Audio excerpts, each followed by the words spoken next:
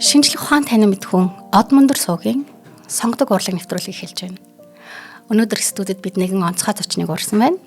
Энэ бол цээл хоолойт буюу дойрын дуучин олон улсын уралдаануудын шагналт даваас хөрөнгийн давагд орж хүрэлцэн ирлээ. Ингээд урилгыг авч хүрэлцэн ирсэнд баярлалаа. Сайн байна. Өдрийн мэнд төргий. Баярлалаа. Өдрийн мэнд төргий. Өнөөдөр бид хоёр хамтдаа дойрын агуу их мастер Жузеппе Вердигийн Аида дойрын талаар та бүхэндээ танилцуулах гэж байна.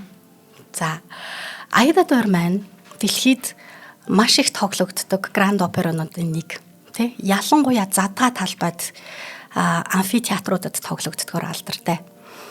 Гранд опера гэж байгаа. Тэ? Тэгэхээр энэ дойрыг хойлоо үзэгч түмэндээ хүргэе. Энд би эхлээд Вердигийн нэг загтлын хэсгээс уншиж эхлүүлэхийг хүсэж байна. Каирт зориулж дойр зохиох. Пөөх би тэнд дойр найруулах гэж авчихгүй. Намайг зандншуулж яах юм. Гэхдээ гэрээнд гарын үсэг хараахан зураагүй байгаа гэдгийг би танд хэлэх ёстой. Миний тавьсан нөхцлүүд хэцүү байсан ч гэсэн хүлээн зөвшөөрсөн цахилгаан ирсэн тул бүх юм шийдэгдсэн гэж үзэж болно. Хэрвээ хин нэг надад 2 жилийн өмнө чи Каирт зориулж дуу бичих гэж байна гэж хэлсэн бол би түүнийг галзуу гэж хэлэх байсан.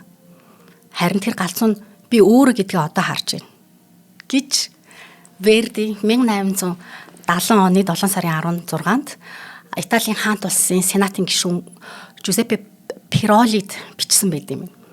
Тэгэхээр анхандаа бол энэ гайхалтай дойрыг бичгээсээ татгалзчихсан байгаа тийм байна. Тэгээд 70 онд юм байна тий 70 онд найздаа татгалзчихсан тухайга бичсэн байгаа үстэй. 68 онд тэгэхээр татгалзаж агаад 70 онд хүлээн зөвшөөрөөд 71 онд тавигдсан. Тавигдсан. Тийм 1871 онд Каирт тавигдаад дараад нь Миланд тавигдаад энэ үеэр чинь тэр Швецийн нөгөө усан хоолой бас нээлт яг давхцсан гэдэг юм лээ тий тэрэнд зориулж тэгээд Мемфис Каирын үндэсний дойрын театр нээлттэй хийжсэн. Тий. Тэгэхээр энэ одоо дойрыг одоо гранд опера гэж нэрлэдэг шүү дээ, тийм үү? Тэгэхээр гранд операг би үзэгч түмэндээ жоохон тодтохыг хүсэж байна л да.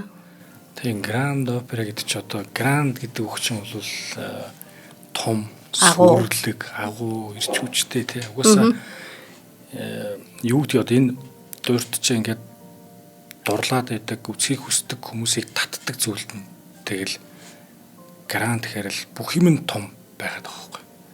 Тэр тайзан, хоор, оркестр тэгэл хувц сунаар тий. Бүхэл юм том сүрлэг энэ нэгсэндээ юу гэдэг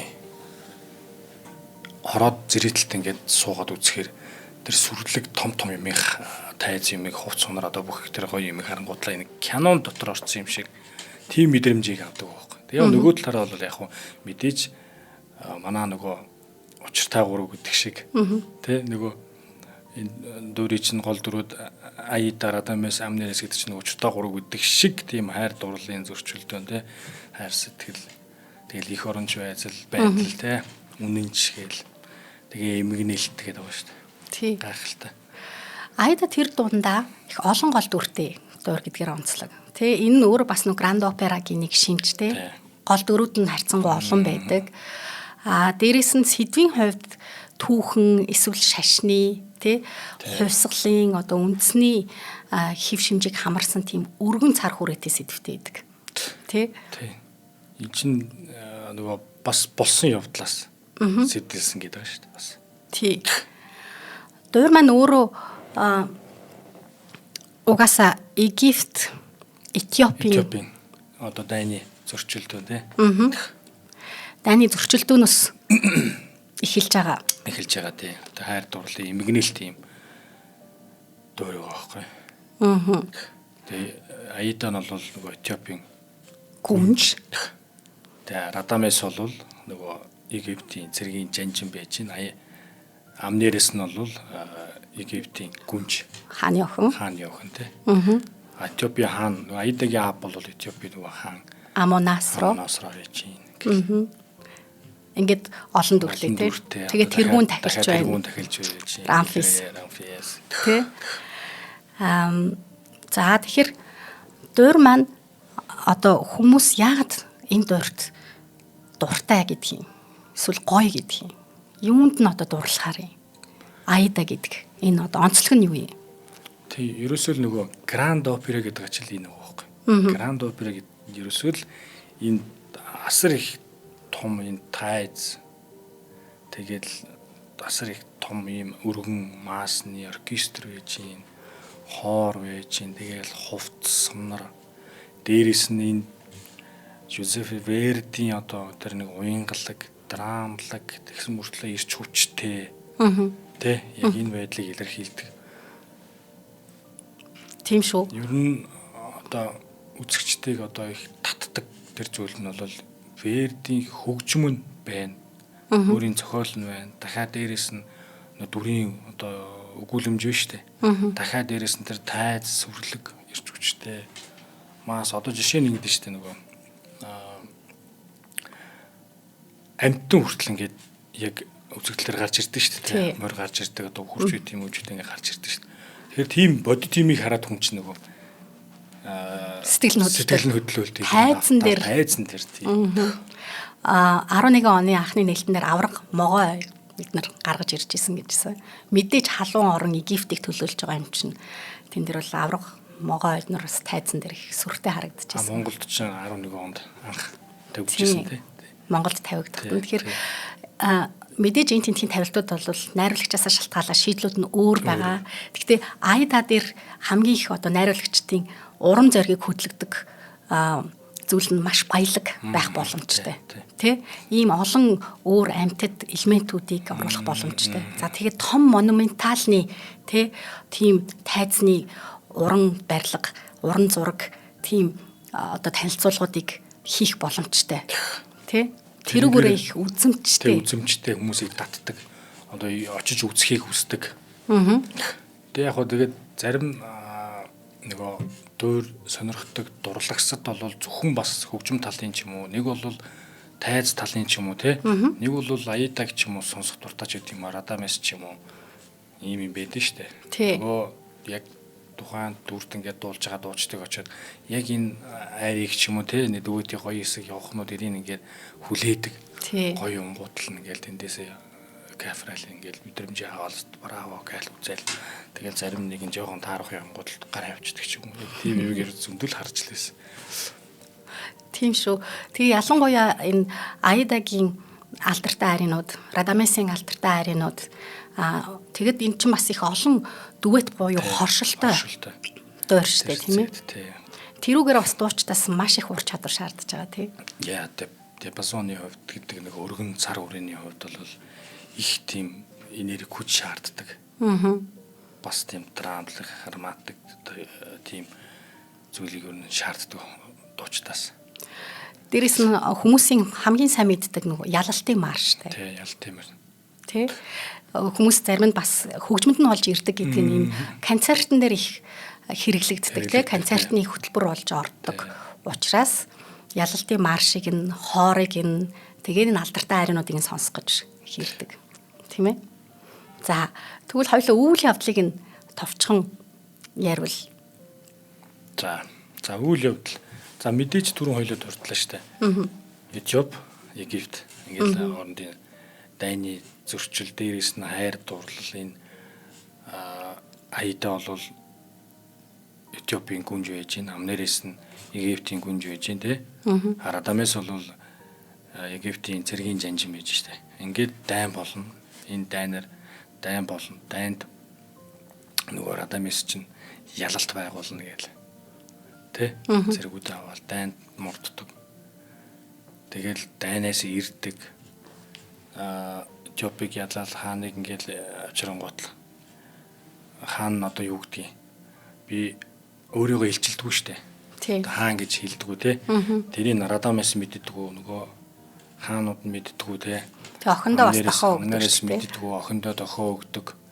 Ийм үзэгдлүүд байж гэн. Дээрээс нь тэрний тэгээ мэддэг те. ингээд хаан өөрөө хэлдэж штэ тий. Хаан ингээд өөрөө хэлнэ. Нөгөөдөл сандраад аядагийн аав байсан байна гэхэл ингээл. Тэгэл дайн болно. Дараа нь хоригддөө штэ хоригдно. Тэгээ энд чинь нөгөө түрүүн дурдаадсан хайр тэгээ дээрэс нь үнэнч байдал нэр төр их оронч үзэл гэдэг имийг л айгүйх харуулсан байдаг. Тий. Одоо Гранд Опера гэхэр хүмүүс их сүртэй одоо ялалтын марштай, том хоортой, оркестр нь найрал хөгжмөн их том бүрэлдэхүүнтэй гэдгийг их сүрлэг гэж ойлгоод байдаг. Атал энд бас их сэтгэл зүйн драм тий. Айгүйх утга уянга бас маш их тодорхой хуваар гарч ирдэг. Тэрнийг их гайхалтай хослуулснараа Верди энэ дэр их шинжилэл хийсэн гэдэг байгаа шүү дээ тий. Тэг яг ингээд нарийн ярихаар бол их цаашаа их өргөн бас дээрэс нь хуцаа орох гээд байна л та тий. За тэгээд түрүү нөгөө Аида маань болохоор гүнж тэгтээ Радамес буюу тэр жанжинд хайртай. Амнерис Египтийн гүнж нь болохоор бас Радамес хайртай. Тэгэхээр өөрөө бол энэ дурлалт одоо баатрийн дүрийг бүтээж ин тийм ээ. Тэгээ одоо нөгөө юу гэдгийг одоо бас нэг амжихын үзлэр гэдэг нь Амнерис хайртай ш Радамес. Тэгвэл одоо Амнеристэй суух юм бол хаан баан болоод ингээд томроод явчих нь шүү дээ. Манайхаар бол ирээдүйтэй байх нь шүү дээ. Ашигтай байх нь шүү дээ. Ихсэн мөртлөө нөгөө Аидад хайртай. Аида ч юм болохоор Амнерисийн зүгээр туслах. Одоо юу гэдэг нөгөө Этиопийн гүнж тэр чинь зарцал гэсэн үг шүү дээ. Тийм, олзлогдож ирсэн тийм зарц шүү дээ. Тийм. Тэгээд Радамес хайртай, Радамес Аидад хайртай. Тэгээ нөгөө аав нь баригдаад ирнэ. Тэнгүүт л нөгөө хайр дурлалаасаа болоод нөгөө цэргийн нууцыг задалдаг тий. Тэгээл тэр чинь нөгөө эх орноос урах тийм үзэл юм болоо явчихж шүү дээ. Тэгээл өөрөө сүлдээ хүлэн зөвшөөрөөл. Тий. Тэгээл нөгөө газар доорх одоо юу гэх юм дээ. Бунхан руу одоо тэгэл орол ганцаардал тэнд чинь үхлээ дууслаа гэл бүх юм дууслаа гэл байж хат жишээ нь Аида дөрвөл орцсон байдаг үлээж идэх те. Тэгэл тэндээс хүмүүс чинь нэг ойлгодог юм. За энэ хоёр ингээл үхэл дуусч байгаа маань гэдэг мөртлөө цаанаа тийм үзэсгэлэнтэй юу гэдэг гэгээлэг нөгөө итгэл үнэмшил ирч хүч аваад те. Үнэнч байдлыг илэрхийлж штэ те. Тэгээ бурхан лугаа гэдэг шиг. Тий. Үнэн яг ингээд их олон гоё үйл явдал сүрлэг марш энтертэй явж ийсэн над хөсгөл рүүгээ болохоор ингээд хамтдаа бунханд хослон дуулаад ингээд энэ дуур төгсдөг штеп. Тэгэхээр энэ яг өнгөц харахад ингээд ёстой л ингээд үхэл дуусч байгаа юм байна гэж байгаа боловч тэнд бол яг үнэнч сэтгэл байгаа. Ялангуяа энэ Радамес дүрийн их зөрчил байгаа штеп тий. Тий штеп. Дайны өмнө бол ингээд их ихтгэл найдвар дүүрэн Радамес жанжин байсан. Тэ энд би хэрвээ ялчих юм бол Аидагаа өөрийн болгож аваад одоо яг тэгэхээр дайныг шагналч нөгөө хүслээ хэл гэдэг шүү дээ ихэвчлэн тэ тэрийг хүлээжсэн. Тэгэхээр нь би одоо Аидаг надад өгөөч гэж гуйх тийм төлөвлөгөөтэй байгаа нь одоо алдарт Челеста Аида гэдэг одоо арийгаар нь илэрдэг шүү дээ тэ. Тийм хүсэлтэй Радамес байж исэн. Гэтэл дараад нь болохоор дайны дараа ялалт байгуулж ирсэн ч гэсэн нөгөө Амнерист Египтийн хаан Амнерисийг буюу өөрийнхөө охинтой суулгахыг санал болгочдөг шүү дээ олонний өмнө тий Амнеристээ сунаа одоо дайны шагнал болгоод тий миний охин одоо өөрийнхөө хувьд хамгийн дээд бэлгийг өгч тий тэгээд маш эвгүй байдалд орсон. Аида ч эвгүй байдалд орсон. За эндээс бол энэ маш их зөрчил эхэлж байгаа тий. Тэр зөрчлийн дараад нь Аидатай эргээд ойлголцгож тий. Гэтэл Аида нь болохоор аавынхаа даалгавраар Аида чинь тийм бас л нөгөө аавтайгаа зөрчилдөөл нөгөө Радамесыг өгөөгөл эх орноо гихүүгээл ингээл бас зөрчилтэй юм аа тий. Тий. Энэ дэр Аидагийн аав Амонас руу бас их мундаг ажилдаг тийм ээ. Охиныгоо ятгаад эхлээд бол хэлэхэд нь Аида зөвшөөрдөггүй шүү дээ. Гэхдээ эх орн чинь ингээд үгүй болох гээд байна гэд тэгэхэд Аида зөвшөөрөд тэгээд Радамесаас ятгадаг тий. Тий. Дайны төлөвлөгөөг нь тий. Мэдэж авдаг. Манай нөхөр хайр дурлалтаа умбаад хилдэг. Яг үнэ. Тэгчээд дараад нь баригддаг. Хэлсний дараа шууд баригддаг. Амнарис болоод одоо тэрүүн тахилчид баригдаад. Тий, тэгэнгүүтлээ дээр чинь ингээд одоо ингээд яг нөгөө үзэгдлэр бол хүнд ингээд за нөгөө дайны төлөвлөгөө хэлжлээ. За ингээд баригдчихлаа. За энэ бол ингээд шийтгүүлээд шоронд ороод баяртай юм байна гэ бодонгууд л төгсгөл дээр нөгөө юу гэдгийг нөгөө эх орныгоо аавыгаа бодоод те бодсон нөгөө аяда чинь орцсон байж байгаа. Бунхан төрүүлээд орцсон байж байгаа. Гэхээр л бас энэ их тийм үнэнч байдлыг илэрхийлж байгаа те. 3 хоногийн өмнө төрүүлээд орцсон гэж байгаа ш. Тэгэхээр нөгөө шүүх хурал чинь тийм удаан болсон байгаа байхгүй юу? Радамисыг шүүх хурал чинь. Тэгээ тэр дунд чинь амнерис чинь очиж гуйж байгаа ш тий. Тий. Тэгэхээр яг тэр үйл явдлыг яг байдал эвгүүтэн гут аяда төрүүлээд очоод орцсон. Хүлээж байгаа. Тий. Тэгээд Радамисыг хүлээж аваад Радамис одоо шоронд ямар ч ихтгэл найдваргүй орж ирж байгаа шүү дээ. Ягаад тэгэхээр нэгдүгээрт эх орноосоо урвсан гэдэг хэрэгтэн болцсон. Хоёрдугаарт дахиж аядаг харахгүй. Тэгэхээр чи бүрэн ялагдaltaй. Тэ? Эр хүний хувьд бол бүрэн ялагдлыг үүрээд дуус гэдэг шиг. Манайхны яриагаар бол дуус гэдэг шиг. За дуус өнгөрсөн. Тэдээстээ өнгөрсөн дуус болоод бухандаа орж ирсэн чинь тент нь аяда ороод хүлээждэг тий. Яг үнэ. За товчондоо маш товчхон ярих юм бол маш товчхон тий. Ер нь эвгүй. Яг нөгөө яг ерөнхийдөө ингээл нөгөө дуудаж орчуулгаа ягээл үзэл ингээл мессент тайлс ингээл юм ойлгоол ингээл дуулна штэ. Тэгэл үзэгдэл ингээл явж чинь нэг эвгүттэй байхгүй. Нэг ойлгож байгаа учраас ингээл тэндээ чин контролгүй явах юм бол нэг жоохон гигсдэх нөгөө өнгө алдах ч юм уу нэг бол сэтгэл хөдлөлт их автах юмуд гарч ирдэг. Тийм ялангуяа гол дүр дээр. Тэг гол дүр дээр. Тэгээ өөрөө энэ дүр чинь тийм өөрийн гэсний тийм одоо харизм гэдэг шүү дээ. Үнтэй адилхан дүр чинь өөрөө тийм нэг юм цаанаал тийм нэг ирч хүчтэй тийм баггүй юу. Тэрүүгээр яг гол дүрүүдэд бол бас их өндөр хариуцлага явуулж байгаа тийм. Яг тэр их олон минут дуулж байгаа шүү дээ. Ирч хүчтэй мөртлөө эргээд тийм нэг уянгалаг тийм баггүй вэгдээ чинь бол. Тийм. Тэрүүгээр их нөгөө зэвүүн гэдэг шиг зарим хүмүүс. Тий, манайхнаар яг зэвүүн тий. Зэвүүн бачка гэдэг шиг. Тий, яг үнэн тий. Ийм гоё ялалтын айгүйх ритмтэй штэ. Нэг ингээд бүтцийг нь харахаар хөгжмийн хувьд бас ийм дөрвөлжин юм шиг хэрнээ. Ялангуяа аядадар бол бүр илүү задарч, илүү ийм шулуун тий, уянгалаг тийм төлөвтэй болсон байгаа байхгүй юу.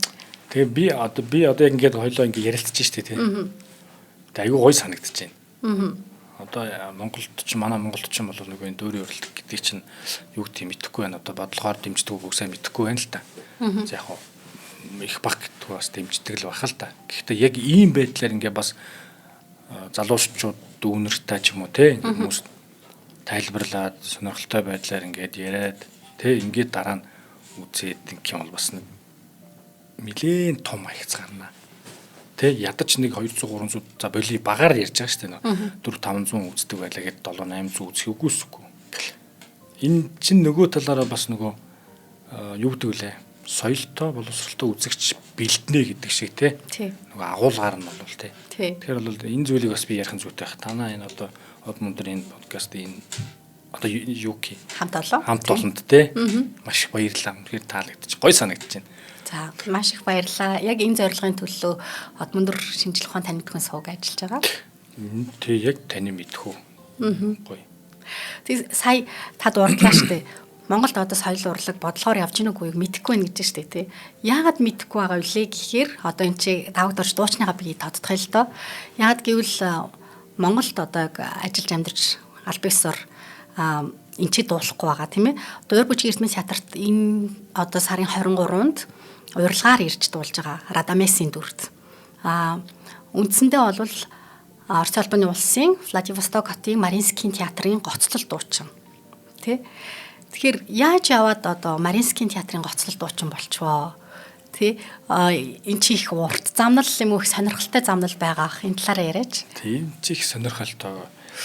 Би чинь СИТ-ийн сургуулийг дөрийн дулаач мэргэжлэр төгссөн. Одоо дөрийн дулаач гэхээс илүү эхний 1-2 жил би чинь эстрад чиглэлээр явсан. Одоо энэ соёл эрдэнэ гитарчин байсан одоо соёл эрдэнэ Бацаахан гэх багш мөн багштай байлаа шүү дээ. Тэгээд бас чинь энэ Алтан үе гэдэг бас хүүхдийн ордны багш байсан багш төр байлаа. Өөр чинь тэгэл бих очир гэл янз янзын ер нь багш нар жээж цэцгээ багш гээл байсан. Энийг 2 жил соёл урлагийн сургууль руу чинь гүйж очиж одоо байгаа сэтик сургуульд багшилж байгаа Гэрэл Батар багш, Оюунтай багш хоёр төр очиж ингээд дасгал уншаад ингээд юм нийлчээ тэгээд буцаад монголчуудаар гүйтгэсөх. Тэр тухайн үед чинь монголчууд ийм сургууль байсан. Гүйж очдөг байлаа. Эстрад байх та. Тэгэхээр анханаас бол дуурийн дуучин байгаа. Дуурийн дуучин байгаагүй. Юм дөөр мөр ерөөсөө. Тэг хэр удаан эстрад чиглэлээр дууссан. 2 жил тэгэл нэг одоо 1-2 дугаар курс чинь олигтой юм сурахгүй шүү дээ. Бодлоо энэ тэгэл ингээд одоо тэр үе чинь гэж нөгөө камертай номтаас сүнсгээл явна шүү дээ тийм. Ийм хамтлагууд шиг ингээд дуучин болно гэсэн хүсэл мөрөөдөлтэй байсан нөхөр. 2 жил эстрадаар явбал 3 дугаар курсээсээ нөгөө ангийн хүүхдүүд чинь амар том хоолоогоор ингээл явгууд нь за тэгвэл ийм том хоолойтой болно гэл дөөрийн анги руу орсон баг.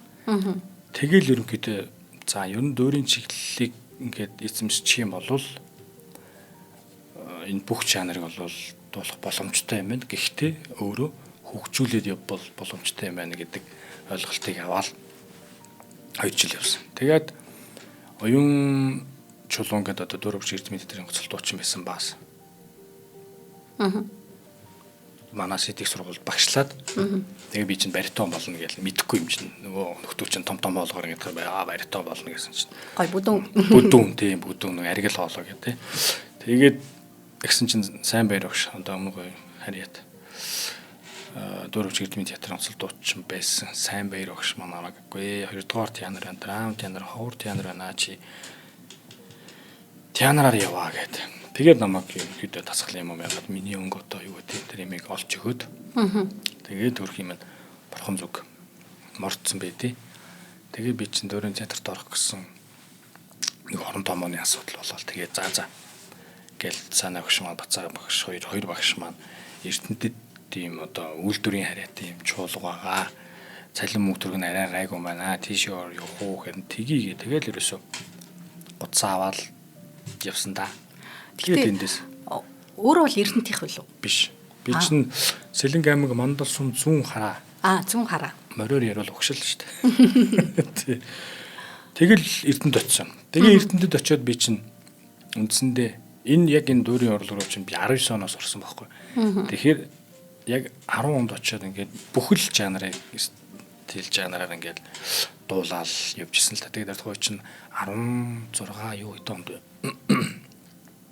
Эрдэнэт үйлдвэрийн ой олоод тэгээд Улаанбаатараар нийслэлтээс нөгөө багш нарыг авчиж сургуульд явуулаад бид нартай ажиллаулаад тэгээд одоо улсын дөрөвч эрдмийн театрын гоцол дуучин Монгол Улсын гавьяа жүжигч Эрдэнэт үе агч маань ирээд одоо надтай Эрдэнэтэд хамт болдог гэсэн Нямсар ингээд манай сопрано бид хоёрт яг энэ дүүрийн мэрэгжлийн юм санал болгоод дүүт одоо энэ Верди Дурбадуурын дийл унаа дүүт байхгүй баритоны парт энийг яагаад нөгөөд тэгээ би чинь ямар ч юу гэдэг энэ дэшээ дуурах доошо дуурах болохгүй гэдэг мэдэхгүй юм чинь бүхэл жанраар дуулж байгаа үндсэн мэдлэгээ аваад төгсөн нөхөр тэгээ хоолойн гарч ял болчлоо юм байна тэгэл агуу том зориг бас чадвар биш үү бүхэл жанраар дуулчихна гэдэг. Үгүй одоо тэгэл нөгөө хөгжүүлсэн л юм баг. Нэг бол нөгөө байгалийн юм байгаа. Ээж аваа өгдөл гэдэг шиг. Тэгээд Эрдэнэт багшийн бид хоёр дээр ажиллаад тэгээд эн чин Дүүр бүржийн Эрдэмийн театрын оркестртой тайзан дээр нь дийлөнөд өгөөд дуулсан. Дараа нь Монрико нөгөө театрын айрыг бас стретто дуулсан. Сонирн байгаа. Тий. Ингээд үндсэндээ Эрдэнэт багч маань ингээд намайг бас сонсоод ингээд тэгээ би чинь дуулчаал тэгэл яг өнгөрөөл 1-2 жил боллоо ялаа. Тэгээд завхан руу тоглолтоор явжсэн чинь Эрдэнэт багч над руу залгаад хаана явна нөхөр мэн. Ой завханд ингээд ажил тоглолтоор ингээд явсан чи хүрээдрээ энэ Брэдэд нэг байгаль нуурын дэрэгдэх нэг уралдаан конкурс болох чинь хүрээдрээ орё гэхэд за би одоо дуулаад ороод яа гэж ямар юм бэ гэж үгүй чи үрээдрээ гэл.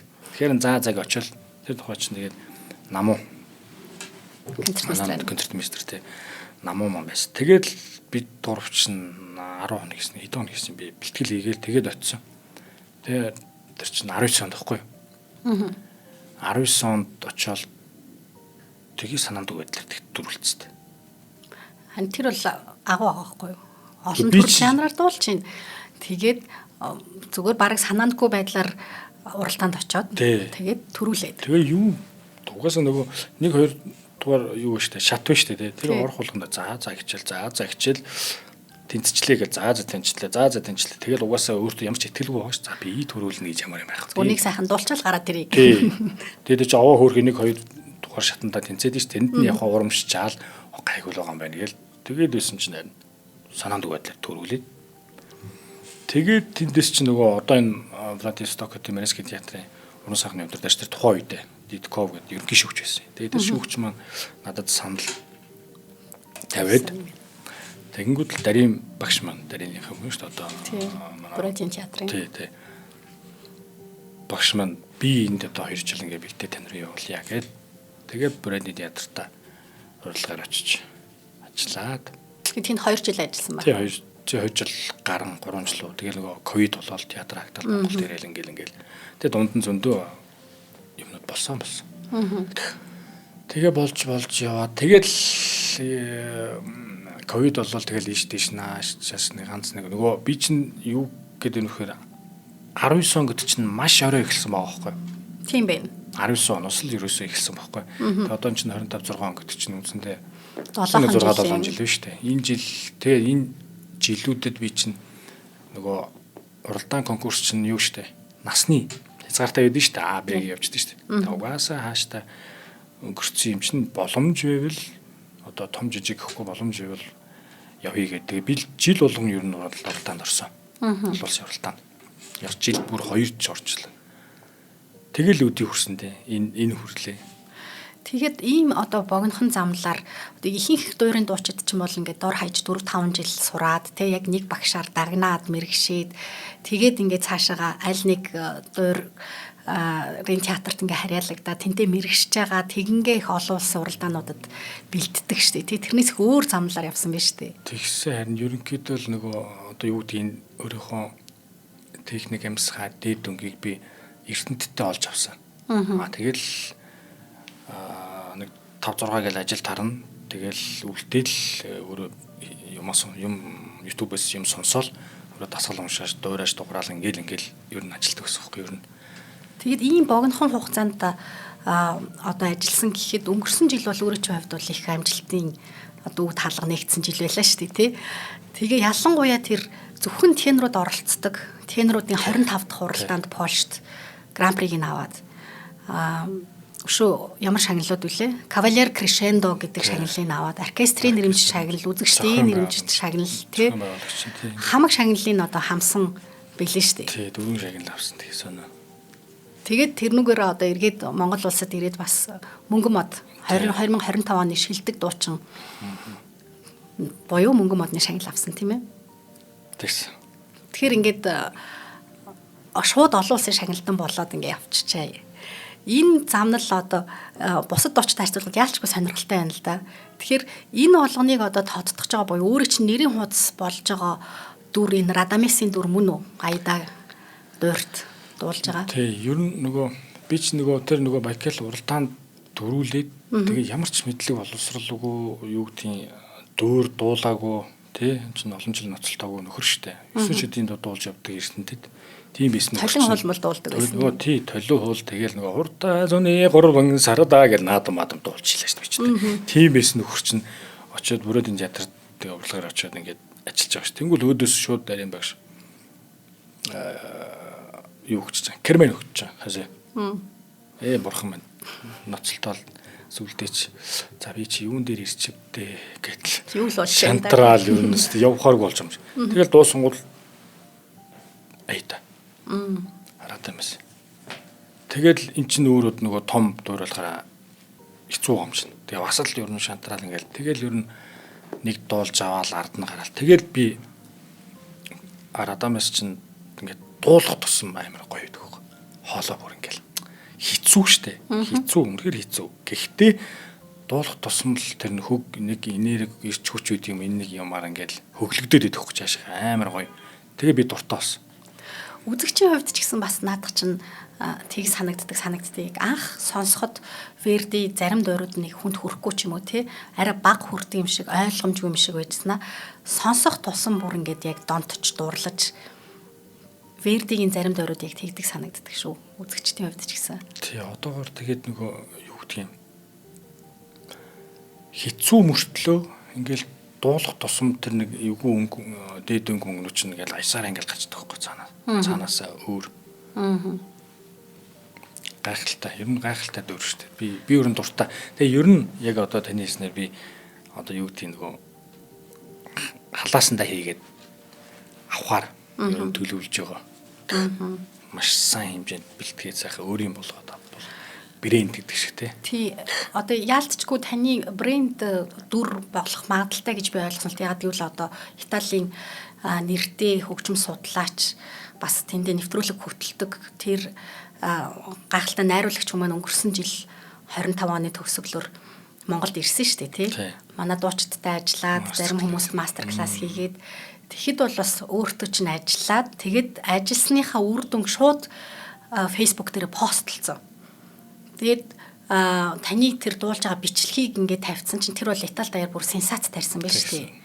Тэгээд яагаад сенсац тарьсан гэж би одоо комментуудыг нь гүйлгэж уншихаар тэнд бол бараг боломжгүй юм мартагдж байгаа зүйл буюу Вердигийн яг тодорхой ноотон дээр бичсэн тэр гүйцэтгэлийг ихэнх тенор хоолойтой хүмүүс гүйцэтгэж чаддаггүй. Тэ? Тэр элементийг тавал хийцэн биш үү? Тэгэхээр энэ талаараа хоёлоо тодох. Ингэнгээ хоёлоо одоо яг энэ бол манай Аида дуурийн маань Челеста Аида гэдэг гол Радамес гол дүрийн маань гол айрын байгаа тий. Энэ чинь 25 онд нөгөө Энрико Мастер чи ирээд нөгөө мастер класс өгсөн штэ дуучлалт. Тэгээд би бас орчих гэж бодвол тэгээд орсон юм аа. Тэгээ орсон чинь яг энэ төгсгөл дээр мөрөндө хий гэсэн бохоггүй одоо нөгөө миний бас нөгөө яран дээр яажсан ингээл чангаас микшертэд нэг дууг аяархан болгодог тий. Тэ ингээл ансраа. Тохируулаад аяархан болгож шүү дээ тий. Энд чинь бол автомат зүү штэ ингээд. Тэгэхээр хүний хоолой гэдэг чинь механик хэцүү. Амьд юм гэдэг чинь хэцүү штэ. Тэгээ яг энэ дуурийн тавилттай. Тийм дуурийн тавилттай. Тэгээд надад чи нэг ингээд хийгээд тахтайхгүй би тэр тухайн үед яг ингээ хийсэн байхгүй чи боломжийн санагдсан. Тэгээ би чи яг нэг сард айдад гарах байсан юм. Тэгээд Владивосток тийм. Тэгэл очиод би ер нь бэлдээлээс ерөөс төгсгөл дээр бэлдээл бас нэлээд боломжийн болгоцсон. Тэгээ ингээд яг дуур дээр жүжиг дээр дуулсан чинь одоо миний хоороос одоо нэг шав байдаг хгүй яг хажуудаас бичсэн байдیں۔ Тэгээ тэр бичлэгийг аваад би сонссон чинь айгу дайггүй боломжийн болсон байхгүй. Тэгээд маэстро руу өгсөн маэстро тавиад нилээ их сенсацлсан байл. Тийм байсан.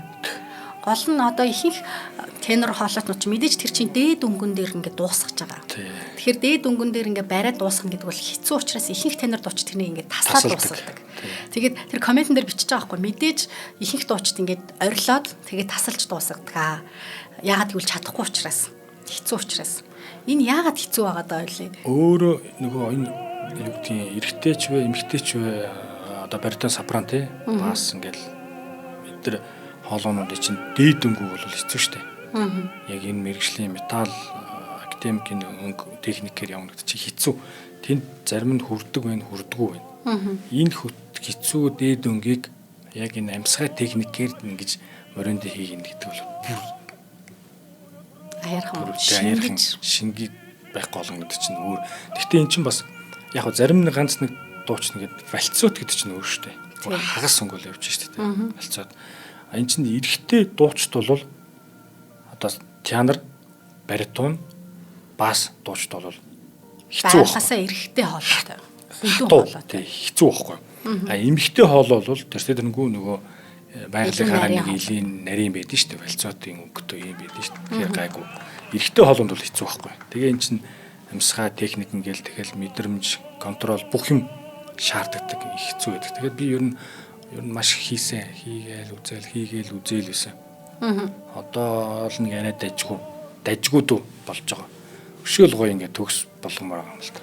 Тэгээ би тэр бичлэгийг сонсоход бол бүр ингээд миний бол би арцаасан. Тэгээд тэр хүмүүсийн яг Итали хүмүүс одоо ямар мэрэгчсэн үзэгчд байгаа вэ? Ялангуяа дуур сонирхож байгаа. Тэгээд тэр Энрико Стинкелигийн эргэн тойронд байгаа хүмүүс бол надад бол үнэхээр түүх бүтээж байгаа санагдсан. Тэгээ одоо жишээл Паганины хөгжмийн зохиолчийн зарим одоо тоглогдохоо болцсон одоо хүмүүс тоглож чадахгүй тийм бичигдсэн зохиолууд зөндөө байдаг штэ. Тэгээд тэр нь одоо яг тоглогддггүй гээл өнгөрдөг.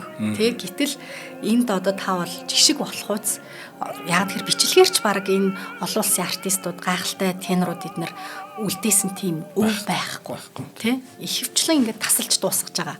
Энэ одоо техникийг Монголоос одоо талын Монголоос давагд орч гэдэг дуучин ингээд аяархан болгоод дуусгаж чадчихээн тий энэ бол яалтчгүй одоо ирээдүйд таны нэрийн хуудас ирээдүйд таныг өнгөлөх сайхан амжилтын үндэс байх гэж бодож байна. Тэгээ айгу тэр комент юм минь хараад айгуух баярлсан. Одоо би ийм хийдэггүй нэг бол хийдэг байсан мартагдсан юм те яг биердийн бичлэлтийг одоо ингээд хийчлээ гэж юм. Ингээ болчлоо гэж юу гэл би өөрөөр гайхаал нэг тал та баярлалаа. Тэгтэл хүн чинь өөрөө чамлдсан шүү дээ. Өшөөл гоё ингээл сайжруулал бүр гоё л болгомоор. Тэгэхээр одоо би яг өөрийгөө магтаж байгаа юм биш. Тэгээд Монголынхоо нөгөө театрт бас те ингээл одоо ерөн залуучууд чинь Монголынхоо одоо яг энэ чиглэлээр явж байгаа залуучууд чинь дөрвийн театртаа дуулахыг госол дуучин болохыг те дүр бүтээхийг хүсдэг штэ. Тэгээд ялгаагүй тэдний адил би ч бас тийм хүсэл мөрөөдөлтөө яг энэ дөрвийн чиглэлээр ороод ингээл явж байхдаа бас бодож л байсан юм чинь. Улаудын театрт ажиллаж байхдаа за Монголын театртаа нэг очиж дуулах юмсан дуулна да гэж боддог байсан. Одоо ингээд дуулах гэж байна. Их татаа санагдчихээн. Тэгээд дээрэс нь бас багийн хэмжээний бас нэг өөрийн одоо хоригдлуулсан техник амьсгай техник те энэ чин дөрийн дуучид бол юу амьсгай нийл урлагаар л хичээлж байгаа штэ. Гэдэг шиг одоо тэгээд энэ зүйлэл Монголынхаа одоо театрт Радамисийн дүрээрээ бас арай илүү дуулагддгүү те үздэг харагддгүү зүйлээр мэдрүүлэхийг ойлгуулахыг үзүүлэхийг л хүсэж байгаа. Тэгэхээр энэ боломжийг одоо Монголын үзэгчд маань энэ сарын 23-нд 24-нд Дорын театр дээр маань Айда дуур тоглогдно. Тэгэхээр яг 23-нд нь давд орч дууч маань яг энэ техникийг Радамисийн дүрээр үзүүлэх нэ. Тэгэхээр их адтай үзэгчд маань энэ одоо дэлхийд даяар шуугуулсан техникийг олж сонсох нь байна шүү гэж сануулж байна. Баярлалаа.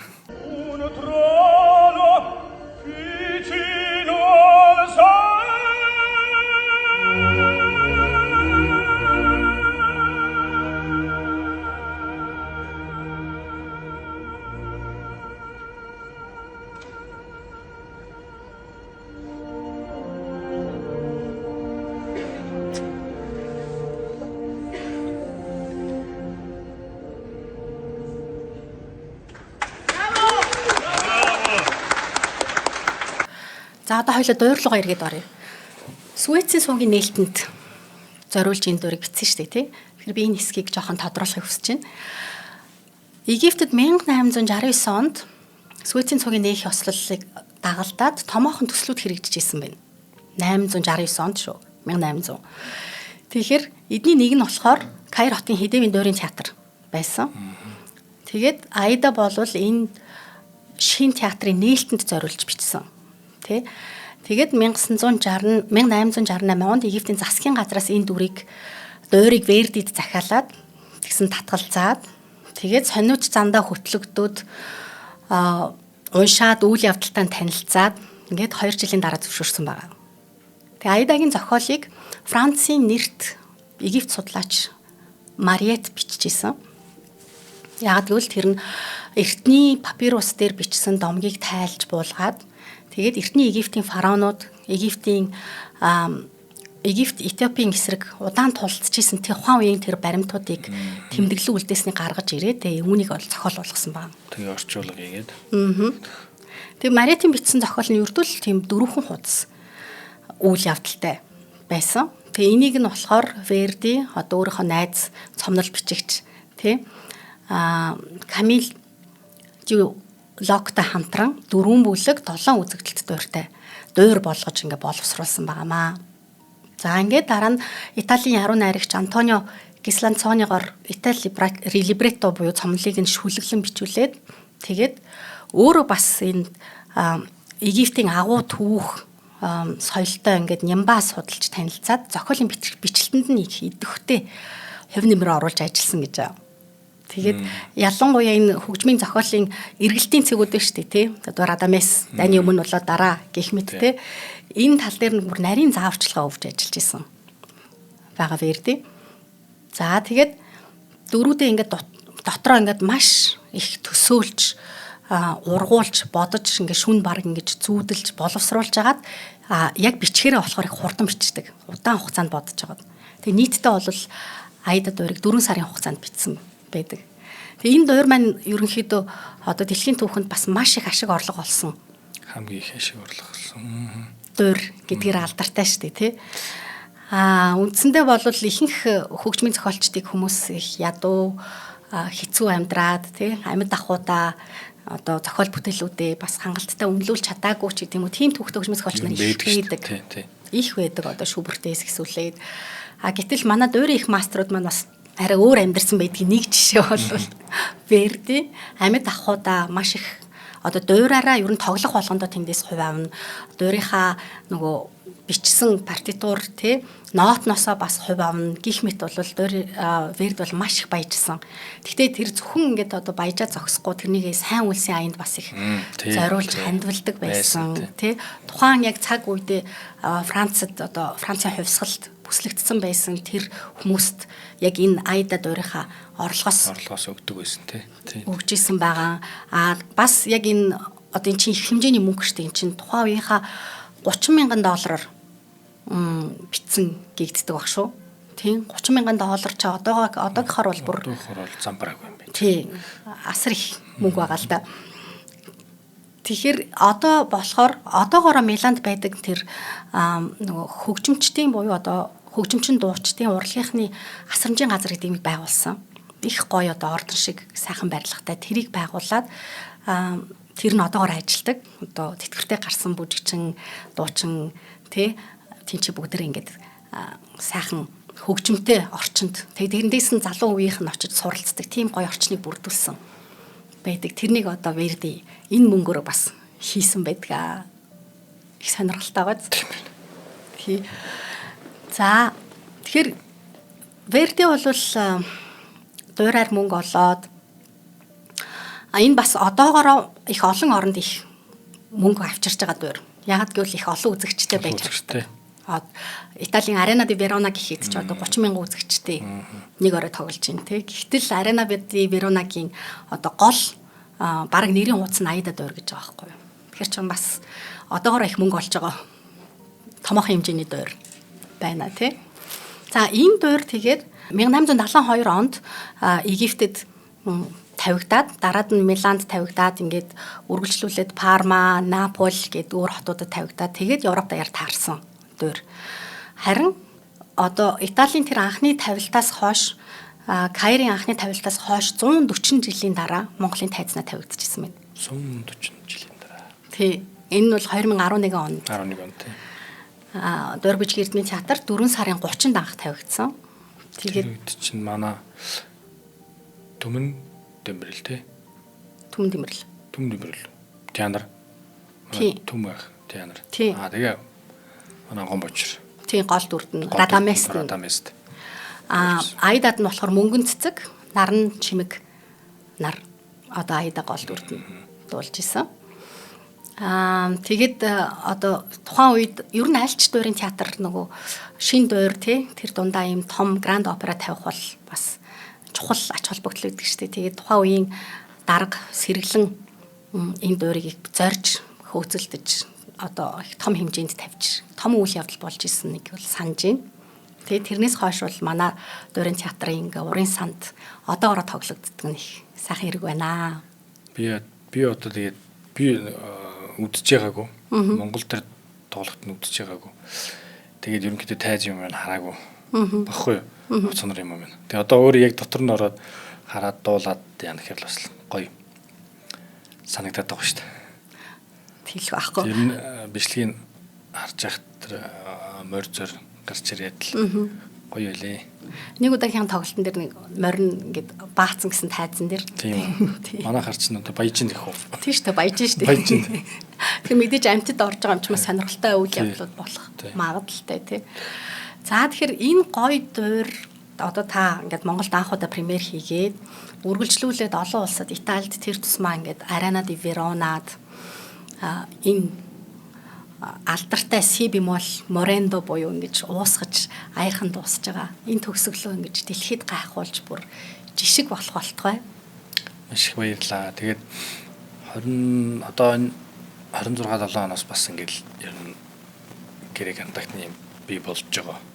Тэгэх энд маань одоо бас тусалж байгаа, дэмжиж байгаа. Намайг чинь 25 онд чинь Итали руу нэг уралдаанд яваад очиж явахад манай ардын жүжигч амар төвшин маань туяа агч маань бас хүлээж яваад тэгээд Болгарын театр руу бас санал тавиад бас нэг премьер юм гараад тэгээд манай анх хоёр гавьяат маань бас өөрийнхөө агенттай холбож өгөөд бас ингээд магадгүй 27 онд чинь бас нэг яг энэ Аидагийн бас нэг юм гэрээ гэдэг тийм байгаа байхгүй холуутагийн байга. Тэгээд би одоо ингээд 6 сард бас явах юм. Бас нэг энэ ажиллаараа ингээд. Тэгээд таны хэлдгээр бас магадгүй ингээд Италийн бас нэг том театруудад те дуулахыг үгүйсэх байх гэж бодож байна. Тэгээд тэрний төлөө бас хичээнэ. Оросоор хүрээлэгдэхгүйгээр цаашаа одоо баруун руу бол үд хаалга нээгдсэн та бол гараад эхэлсэн байж шүү дээ тийм ээ. Тэгээ Монгол би гэхээс 5 4 чихээс илүү ер нь бол гадагшаа яваар чинь тэгэл одоо магадгүй одоо анх хоёр гэдэг юм уу Батрал гэдэг юм уу Амар төвшин Хариунбаатар гэх юм уу те Монгол дуучин гэж ярьдэн шүү дээ. Тийм. Монгол дуучин. Тэгээ одоо бол нөгөө баруун дуучин дандаа манай бариглууд байгаа шүү дээ. Баритон хоолойтой баритон аргэлууд байгаа юм чинь. Теанар гараагүй учраас би яг энэ өөрийнхөө Монгол дуу хоолой гэл гаргахыг ер нь хүсэж байгаа байхгүй зориод байгаа. Тэгээ манайхан ганцхан одоо баритон буюу аргил хоолойнуудаар хэмжигдэхгүй шүү тий. Тий, дараагаас нь сапран гарахыг үгүйсэхгүй. Яг үнэ. За тэгэхээр өнөөдөр ийм сайхан түүхээсээ хуваалцаад тэгээд цаашдаа энэ гоё амжилтуудынхаа түүхээс бас биднэрт ингээд цухалзуулаад тий хуваалцсанд маш их баярлалаа. Ингээд энэ сарын 23 24-нд Дуур Бүжгэрдмийн театрт тоглогдох Аида дуурийн гол дүр ялангуяа 23-нд нь тоглох тенор хоолойтой Даваас хөрөнгийн давагд орж маань надтай хамт Аида дуурийг та бүхэнд хүргэлээ. Хүрэлцэн ирсэнд маш баярлалаа. Баярлалаа. Та бүхэндээ сайн сайхныг хүсье. Ажлын өндөр амжилтыг хүсье. За баярлалаа. Нэвтрүүлгийг хүлээн авсан Нарны аймгийн монголчуудтай баярлалаа. Одмондөр сувг нь энэ мэдчлэн таны мэдхүйн мянган нэвтрүүлгийг 2026 оны 7 сарын 1 хүртэл та бүхэндээ хүргэх юм. Их хэлээрээ шинжлэх ухаан танин мэдхүйг түгээхийн үлсэд нэгтгэх хүсвэл та бидэнд хандив өгөх боломжтой. Жилдээ ганцхан удаа 100,000 төгрөгөөр биднийг дэмжснээр шинжлэх ухаан танин мэдхүйг түгээх энэ үйл хэрэг амжилттай үргэлжлэх юм. Одмондөр нэр дээрх Удаагшлын банкны дансага 4191 Тэг 4518. Та 100,000 төгрөгөөр шилжүүлэхдээ гүйлгээний утга дээр нь өөрийн нэр болон утасны дугаараа заавал бичээрэй. 100,000 төгрөг хандалснаар Одмондөр сувгийн алтан гишүүн болох юм а. Шинжлэх ухаан танин мэдхгүй Монголд ялах болтугай.